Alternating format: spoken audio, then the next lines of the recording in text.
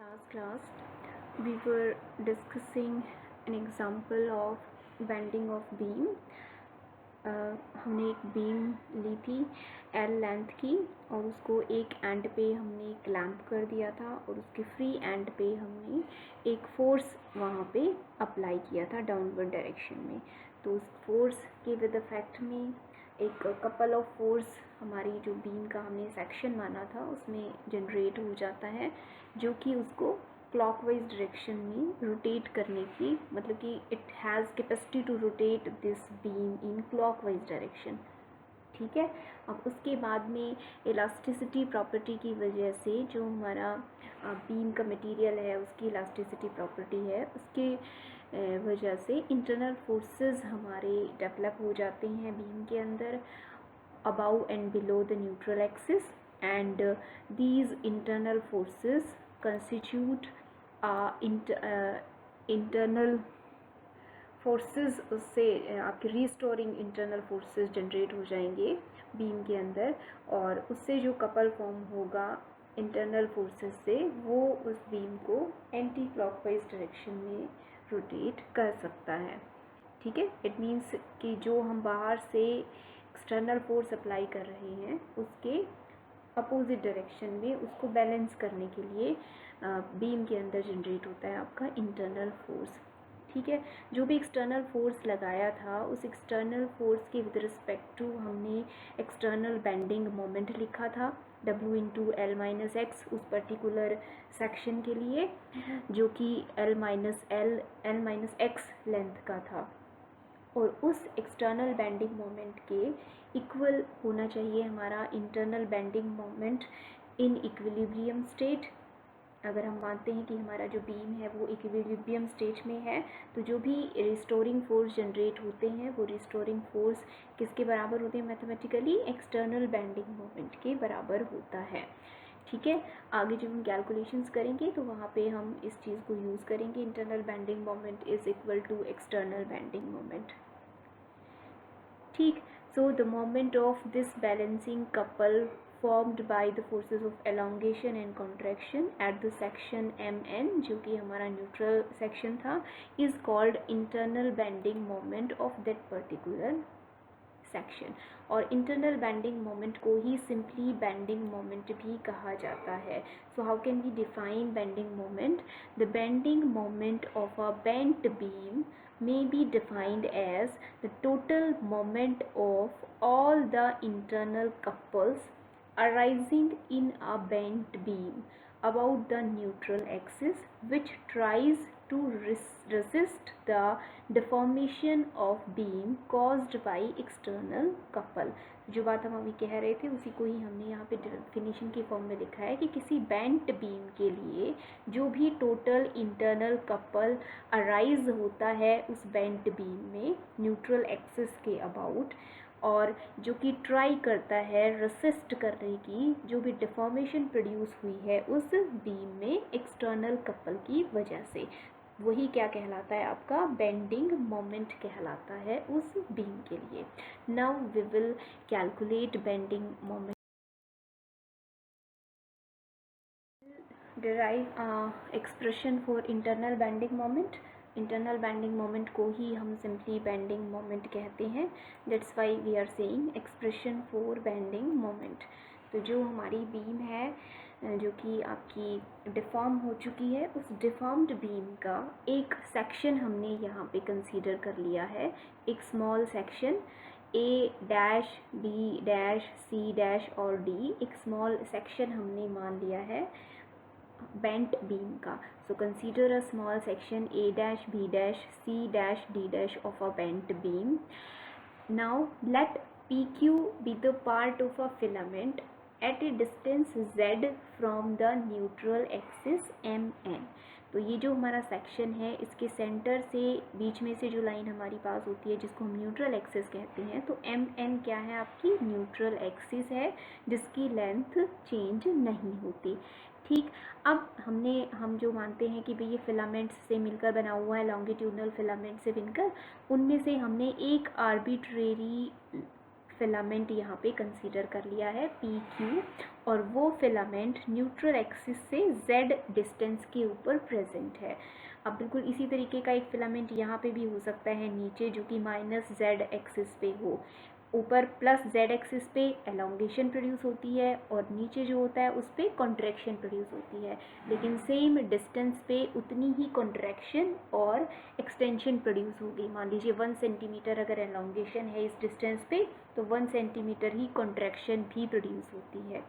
ठीक, और हमने कहा था कि भाई जो एलोंगेशन होती है वो डायरेक्टली प्रोपोर्शनल होती है उस पर्टिकुलर फिलामेंट का जो डिस्टेंस है न्यूट्रल एक्सिस से, उसके डायरेक्टली प्रोपोर्शनल होती है। तो ए डैश बी डैश के अलोंग जो भी फिलामेंट है उसमें सबसे ज़्यादा एलोंगेशन प्रोड्यूस होती है। तो हम ये चीज़ भी यहाँ पे प्रूव करेंगे कि एलोंगेशन और contraction is directly proportional to its distance from neutral axis. ठीक है, नाउ जो हमने यहाँ पे पी क्यू सेक्शन माना है एम एन से जेड डिस्टेंस पे, लेट अस टेक जो ये एंगल है, यहाँ पे हमने एक एंगल ड्रॉ कर रखा है mathematically, phi be the angle subtended by arc M N. जो न्यूट्रल एक्सिस की आर्क है एम एन, इसका मान लेते हैं कि ये जिस भी सर्कल का पार्ट है ये आर्क, उस सर्कल के सेंटर के साथ ये कितना एंगल बना रही है, फाई एंगल बना रही है। और वो जो सेंटर है वो मान लेते हैं कहाँ पे है, ओ डैश पे है, तो वो क्या कहलाएगा आपका, centre of curvature of neutral axis कहलाएगा। ठीक है, और इसकी जो रेडियस है, रेडियस ऑफ कर्वेचर, वो हम कैपिटल आर से डिनोट कर रहे हैं। ठीक, तो फाई हमने एक एंगल ले लिया जो कि न्यूट्रल एक्सिस फॉर्म कर रही है सेंटर ऑफ कर्वेचर के साथ। किसका centre of curvature, neutral axis का जो सेंटर ऑफ कर्वेचर है, and R be the radius of curvature of neutral axis. R हमने उसका रेडियस ऑफ कर्वेचर मान लिया। Then obviously we can write arc M N की वैल्यू हम यहाँ पे लिख सकते हैं कि भाई आर्क की वैल्यू क्या होगी। तो जो आप फॉर्मूला यूज़ करते हैं थीटा एंगल लिखने के लिए, फाई की वैल्यू आप लिख सकते हैं M N divided by R करके। तो एम एन की वैल्यू क्या आ जाएगी आपके पास, आर इंटू फाई, ऐसे हम लिख सकते हैं। और साथ ही साथ ये जो भी इसमें इंक्रीमेंट या डिक्रीमेंट हुआ होगा, ऊपर की तरफ ले रहे हैं तो इंक्रीमेंट होगा, तो पी क्यू आर्क की जो लेंथ है उसे भी हम सीधे सीधे लिख सकते हैं।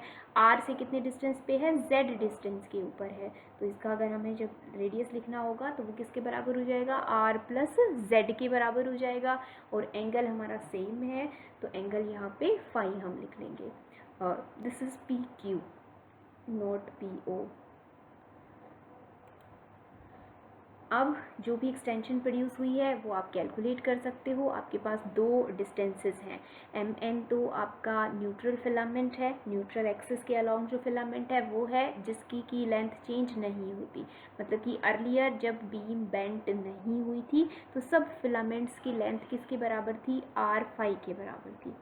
ठीक है, और पी क्यू जो कि बेंट होने के बाद, एलोंगेट होने के बाद है, तो extension in filament P Q will be equal to length P Q minus length M N. और वो हम यहाँ पे कैलकुलेट करेंगे तो किसके बराबर आएगी आपकी, z इंटू फाई के बराबर आएगी। अब ये फाई एंगल तो कांस्टेंट है और z जो है वो क्या आ गया आपके पास यहाँ पे कि extension produced is directly proportional to its distance from neutral axis. Extension की वैल्यू हमने कैलकुलेट कर दी कि जो भी हमारा फिलामेंट है उसमें कितनी एक्सटेंशन प्रोड्यूस हुई है। उस एक्सटेंशन की with respect to longitudinal strain आप बहुत आसानी से लिख सकते हैं। So therefore longitudinal strain for this filament P Q will be equal to, कैसे लिखेंगे हम, जो भी इंक्रीज इन लेंथ है या एक्सटेंशन इन लेंथ है that is divided by original length. तो increase in length z into phi, और उसको किससे डिवाइड कर देंगे, जो ओरिजिनल लेंथ है r इंटू फाई उससे डिवाइड कर देंगे। तो लॉन्गिट्यूडनल स्ट्रेन यहाँ पे आपकी किसके बराबर आ गई, small z divided by r। The strain in a filament is directly proportional to its distance from the neutral axis. तो हम टोटल सिर्फ एक्सटेंशन की फॉर्म में भी बात कर सकते हैं, और अगर हम मोर फिजिकल टर्म्स में बात करना चाहें तो हम स्ट्रेन कहते हैं जो भी डिफॉर्मेशन प्रोड्यूस होती है एक्सटेंशन या कंप्रेशन उसको। तो स्ट्रेन जब हमने कैलकुलेट की, that strain is also directly proportional to distance of that particular filament from neutral axis, because R is constant here. So strain in a filament is directly proportional to its distance from neutral axis. ठीक है, अब मान लेते हैं कि if y क्या है आपका, यंग्स मॉडुलस है of material of beam, then Young's modulus can be written as longitudinal or normal stress divided by longitudinal strain. तो अभी ये वैल्यूज़ यहाँ पे हम पुट कर देंगे। The formula of Young's modulus, जो हमने अभी यंग्स मॉडुलस का फॉर्मूला लिखा, अगर आपको मटेरियल का पता है और उस मटेरियल के लिए यंग्स मॉडुलस की वैल्यू आपको गिवन है, तो यहाँ पे हमने लॉन्गिट्यूडनल स्ट्रेन अभी कैलकुलेट की थी, तो हम लॉन्गिट्यूडनल स्ट्रेस की वैल्यू यहाँ पे लिख सकते हैं, फोर्स की वैल्यू लिख सकते हैं। फोर्स पर यूनिट एरिया होता है हमारा स्ट्रेस, तो हम यहाँ से फोर्स की वैल्यू एक तरह से कैलकुलेट करना चाह रहे हैं क्योंकि हमें बेंडिंग मोमेंट निकालना है। तो longitudinal stress can be written as capital Y, that is Young's modulus, into longitudinal strain. तो capital Y into Z by R हमने इसको लिख लिया। ठीक है, तो longitudinal stress can be written as like this. अब इसके बाद हम क्या ले रहे हैं आपका, अभी तक हम जो हमारी बीम की लेंथ थी उसको लेंथ वाइज देख रहे थे, तो उसका जो क्रॉस सेक्शन है रेक्टेंगुलर क्रॉस सेक्शन, अब उस क्रॉस सेक्शन वाइज हमने एक स्मॉल आपका बीच में से कोई सेक्शन कट कर लिया, ABCD, ये जो स्मॉल आपका यहाँ पे रेक्टेंगल आपको दिखाई दे रहा है, ये हमने क्या माना है, क्रॉस सेक्शन, बीच में से ट्रांसवर्स डायरेक्शन में हमने बीम को कट कर दिया, ऐसे अलॉन्ग लेंथ थी हमारी बीम, उसको ऐसे बीच में से कट कर दिया, और कट करके उसको उसके क्रॉस सेक्शन को अगर हम देखेंगे तो हमें इस तरीके का क्रॉस सेक्शन दिखाई देगा, रेक्टेंगुलर क्रॉस सेक्शन। जो हमारी MN फिलामेंट थी वो MN फिलामेंट भी हमें वहाँ पे दिखाई देगी, बीच में से बिल्कुल पास होती हुई। तो ये MN तो आपका वही पोर्शन है जो कि आपका न्यूट्रल एक्सिस के अलोंग जो फिलामेंट था, तो ये न्यूट्रल एक्सिस को ही रिप्रेजेंट कर रहा है उस क्रॉस सेक्शन में। तो MN इज न्यूट्रल एक्सिस, और हमने क्या मान लिया है यहाँ पे, एक स्मॉल सेक्शन यहाँ पे कंसीडर कर लिया जो आपने माना हुआ था ना PQ।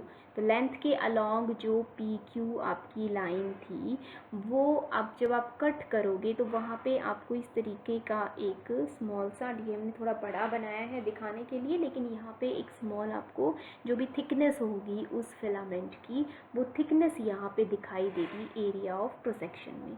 तो वो PQ जहाँ से पास हो रहा है उसका जो एरिया ऑफ क्रॉस सेक्शन है उसको मैं लिख रही हूँ डेल्टा A डैश। तो डेल्टा A डैश हमने एरिया ऑफ क्रॉस सेक्शन लिखा है उस पर्टिकुलर फिलामेंट का, PQ फिलामेंट का, जो कि Z डिस्टेंस के ऊपर प्रेजेंट था न्यूट्रल एक्सिस से। तो ये Z डिस्टेंस के ऊपर दिखाया है, और ये आपका जहाँ से आपका PQ फिलामेंट पास हो रहा होता है वो PQ फिलामेंट का हमने पोजीशन यहाँ पे आपकी शो की है। ठीक है, so what we have, let ABCD be a section of beam at right angles to its length and the plane of bending। तो जो plane of bending था उसके along transverse डायरेक्शन में, परपेंडिकुलर डायरेक्शन में हमने उसको कट किया, और जो भी हमें बीच में रेक्टेंगुलर क्रॉस सेक्शन दिखाई दे रहा था वो हमने ये मान लिया है आपका ABCD कोई भी एक सेक्शन है बीम का। In this section line MN lies on the neutral surface, and जो डेल्टा A डैश है, this delta A dash be the cross-sectional area of filament PQ situated at distance Z from neutral axis। A dash भी लिख सकते हैं, इसको A भी लिख सकते हैं हम, इससे कोई फ़र्क नहीं पड़ेगा आपका। तो let us take it delta A only। Now the magnitude of internal force produced in this cross sectional area is given by, तो इस स्मॉल cross sectional area पे कितना इंटरनल फोर्स प्रोड्यूस्ड होता है, कितना इंटरनल फोर्स जनरेट होता है, उसकी अगर आपको वैल्यू लिखनी है तो वो आप कैसे लिख सकते हो। आपके पास स्ट्रेस की वैल्यू है, आपने ऊपर लिखी है स्ट्रेस की वैल्यू, कितनी स्ट्रेस जनरेट हो रही है आपकी इसमें, जो भी आपने माना था सरफेस PQ जो फिलामेंट लिया था उसके अंदर कितनी लॉन्गिट्यूडनल स्ट्रेस की वैल्यू है, ये आपने पहले लिख लिया है। तो आप उस स्ट्रेस की वैल्यू को अगर area of cross section, small area of cross section से मल्टीप्लाई कर दोगे तो आपके पास क्या रहेगा, वहाँ पे रिमेनिंग फोर्स की वैल्यू वहाँ पे रह जाएगी। तो हम फोर्स निकालना चाहते हैं, that will be equal to stress into area of cross section of this small filament. तो y into Z by R longitudinal stress, और इसको हम एरिया की वैल्यू से मल्टीप्लाई कर देते हैं। डेल्टा ए, ये क्या आ गया हमारे पास, internal force produced in this small cross sectional area. Now what we will do, अब हमारे पास फोर्स की वैल्यू है, अब हमें मोमेंट की वैल्यू वहाँ पे लिखनी है। So the moment of this force about a line through the neutral axis, neutral axis से पास हो रहा हो and perpendicular to the plane of bending, that is through MN is given by. तो MN जो हमने यहाँ पे draw कर रखा है ना, स्मॉल MN, इस MN के अबाउट आपको मोमेंट ऑफ फोर्स की वैल्यू लिखनी है, and that moment of force will be, जो भी फोर्स लिखा था आपने उस इंटरनल फोर्स को आप कितने डिस्टेंस के ऊपर वो फोर्स लग रहा है उससे मल्टीप्लाई कर दोगे। तो ये फोर्स की वैल्यू लिख ली हमने और इसको किससे मल्टीप्लाई कर दिया, जितने डिस्टेंस के ऊपर वो फोर्स आपने अप्लाई कर रखा है। तो इसको सॉल्व करके हम लिख लेंगे y dot delta A divided by R into Z square. तो ये आ गया आपके पास moment of force for that small area of cross section. लेकिन हमें पूरी की पूरी बीम के लिए लिखना है मोमेंट ऑफ इनर्शिया। तो इस तरह से हम ये जो हमारा एरिया ऑफ क्रॉस सेक्शन है, इस एरिया ऑफ क्रॉस सेक्शन को बहुत सारे स्मॉल स्मॉल एरियाज में डिवाइड कर सकते हैं, और टोटल अगर हमें मोमेंट लिखना है that will be sum of moments of all these forces of extension and contraction acting over the whole area of cross section of beam, and that is the internal bending moment। Internal bending moment, जितने भी आपके forces, force of extension या force of contraction उस सारे के सारे area पे apply हो रखे हैं, उनका हमें सम करना होगा, and that sum can be written as bending moment can be written as. अब यहाँ पे हमने समीशन अप्लाई किया है, क्योंकि यहाँ पे कंटिन्यूटी में हम नहीं लिख रहे हैं कि भाई इस पर्टिकुलर लेंथ से यहाँ तक हमें कैलकुलेशन करनी है। यहाँ पे हम स्मॉल स्मॉल एरिया को 1 बाई 1 प्लेस करके उस एरिया को बनाएंगे। तो इस वजह से यहाँ पे हमने समीशन अप्लाई किया है उस सम को करने के लिए। तो समीशन जो वैल्यू लिखी थी इसका हमने समीशन कर दिया, and that will be equal to y आपका यंग्स मॉडुलस था, वो कांस्टेंट वैल्यू है। r क्या है, रेडियस ऑफ कर्वेचर थी आपकी न्यूट्रल एक्सिस की, वो भी कांस्टेंट वैल्यू है। उसके साथ समीशन हमने कहाँ पे अप्लाई कर दिया, आपका एरिया पे लगाना था, तो delta a into Z square. ठीक है, तो अब ये जो टर्म हमने लिखी है समीशन के साथ, इस टर्म को मैंने किससे रिप्लेस कर दिया, एक दूसरी पैरामीटर से मैंने यहाँ पे रिप्लेस कर दिया है, जिसको मैं क्या लिख रही हूँ, आई जी से रिप्रेजेंट कर रही हूँ। तो this I G that is summation delta a into z square is known as geometrical moment of inertia of the cross section about mn, that is neutral axis। तो न्यूट्रल एक्सिस के about moment of inertia की value को ये represent कर रहा है। इसमें हमने एक वर्ड यूज़ किया है यहाँ पे, geometrical moment of inertia. It means geometrically हम स्मॉल स्मॉल एरियाज को प्लेस करके पूरे एरिया ऑफ क्रॉस सेक्शन को बना सकते हैं। और ये जो टर्म आई है आपकी summation of delta A into Z square, delta A से आपका पूरा एरिया ऑफ क्रॉस सेक्शन बनेगा जब आप स्मॉल स्मॉल पोर्शंस में उस एरिया को प्लेस करोगे। तो एक तरह से जो आप मास लिखते हो स्मॉल कंस्टिट्यूएंट मास जिनसे मिलके आपकी पूरी ऑब्जेक्ट बनी हुई होती है। तो यहाँ पे ये उसी तरीके की चीज़ को सिग्निफाई कर रहा है। तो आपने पढ़ा है मोमेंट ऑफ इनर्शिया किसके बराबर होता है, m इंटू आर स्क्वायर के बराबर होता है, summation m into R square के। तो ये उसी तरीके की एक एक्सप्रेशन थी, उस वजह से इसको क्या कहा है, ज्योमेट्रिकल मोमेंट ऑफ इनर्शिया कहा है। ठीक है, तो वो वर्ड ज्योमेट्रिकल हमने सिर्फ इस वजह से लगाया है क्योंकि ज्योमेट्रिकली हम इस तरह से पूरे एरिया ऑफ क्रॉस सेक्शन को बना सकते हैं, 1 बाई 1 उनको एक साथ प्लेस करके। ठीक है, तो बेंडिंग मोमेंट हमने यहाँ पे कैलकुलेट कर दिया है, that is y dot geometrical moment of inertia divided by r। अब हम कुछ एग्जांपल्स देखेंगे आपके। Now before doing examples, let us discuss this Ig physically in physical terms. तो जो टर्म है हमारी Ig is called geometrical moment of inertia just because it is analogous to moment of inertia. The only difference being that the mass of element is replaced by its area. तो उस मास की जगह पे हमने क्या लिखा हुआ है, एरिया लिखा हुआ है उस पर्टिकुलर एलिमेंट का, और उन एरियाज़ को हमने सम करके एरिया इंटू उस कितने डिस्टेंस पे है न्यूट्रल एक्सिस से उसके स्क्वायर से हमने उसको मल्टीप्लाई कर रखा है। तो एक्सिस से जितने डिस्टेंस पे आपके मासेस होते हैं उसके स्क्वायर से आप मल्टीप्लाई करते हो, तो इसलिए ये टर्म हमारी एनालॉगस है मोमेंट ऑफ इनर्शिया के, और उसी वजह से इसको हम ज्योमेट्रिकल मोमेंट ऑफ इनर्शिया कहते हैं। If capital A be the total area of the surface, पूरा का पूरा एरिया ऑफ क्रॉस सेक्शन अगर हमारा कैपिटल ए के बराबर है, and small K is the radius of gyration about line M N.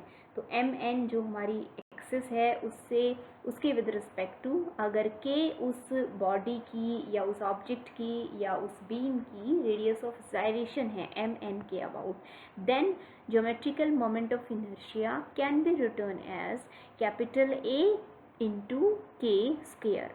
ठीक, जैसे आप वहाँ पे लिखते हैं ना एम के स्क्वायर, उसी तरह से हम इस तरह से लिख सकते हैं total area of cross section into radius of gyration का स्क्वायर। ठीक है, अब जो आपने एक्सप्रेशन निकाली है उस एक्सप्रेशन के अंदर जो आपकी न्यूमरेटर में जो टर्म है Young's modulus into geometrical moment of inertia y into A K square, इस टर्म को क्या कहा जाता है, आपका फ्लेक्सुरल रिजिडिटी कहा जाता है ऑफ गिवन बीम। ठीक, तो y इंटू आई जी, इस टर्म को हम क्या बोलते हैं, flexural rigidity of given beam बोलते हैं। Product of Young's modulus of material of beam and geometrical moment of inertia about neutral axis is called flexural rigidity. तो आपने जो फॉर्मूला लिखा था बेंडिंग मोमेंट का, तो वो बेंडिंग मोमेंट हम क्या किस तरह से लिख सकते हैं, और जो ये वैल्यू आपने लिखी है ना y into I G flexural rigidity, it is the bending moment required to bend a beam into an arc of unit radius.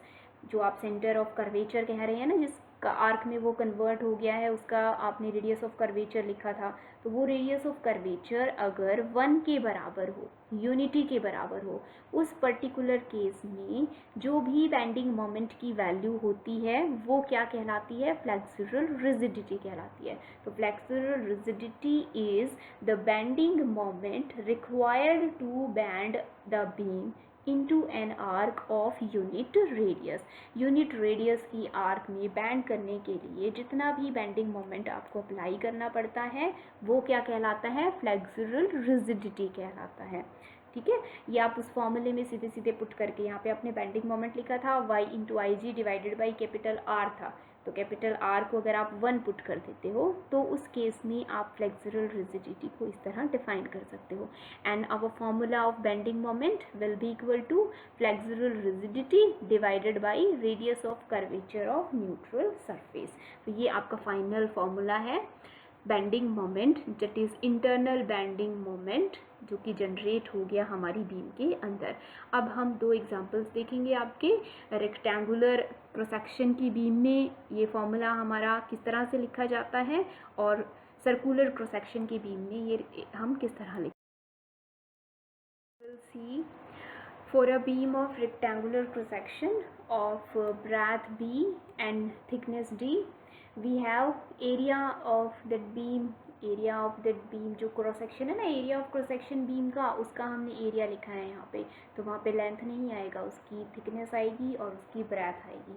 Area of cross section will be equal to B into D and radius of gyration in case of rectangular bar. आपने जो पिछले class में read किया था कि radius of gyrations आपने various read किए थे, तो यहाँ पे आपको सर्कुलर क्रॉस सेक्शन और रेक्टेंगुलर क्रॉस सेक्शन के लिए ये के स्क्वायर की वैल्यू पता होनी चाहिए. तो आपको ये याद कर लेना है कि K square is equal to D square divided by 12 for a rectangular cross sectional beam. And Ig will be equal to a into k square, तो b into d square by 12, that will be b d cube divided by 12. And bending moment of beam of rectangular cross section will be equal to y dot b d cube divided by 12. Numericals के लिए ये फॉर्मूले आपके important है और वहाँ पे आपको के स्क्वायर की वैल्यू पता होनी चाहिए, बिकॉज वहाँ सीधे सीधे के स्क्वायर बताया नहीं जाएगा, आपको डी की वैल्यू दी जाएगी, के वहाँ पे आपको खुद लिखना होगा. तो K is equal to under root D square by 12. And for a beam of circular cross section area क्या होगा, पाई आर स्क्वायर के बराबर होगा, and radius of gyration is equal to R square divided by 4. and therefore Ig, geometrical moment of inertia, will be equal to pi r square into r square by 4, and that will be pi r raised to power 4 divided by 4. And bending moment of the beam of circular cross section will be equal to y dot pi r raised to power 4 divided by 4. तो ये दोनों फॉर्मूले आपके important है numericals के लिए. And this is all about internal bending moment. So please read it carefully because this is an important topic, and that's all about internal bending moment. Thank you very much.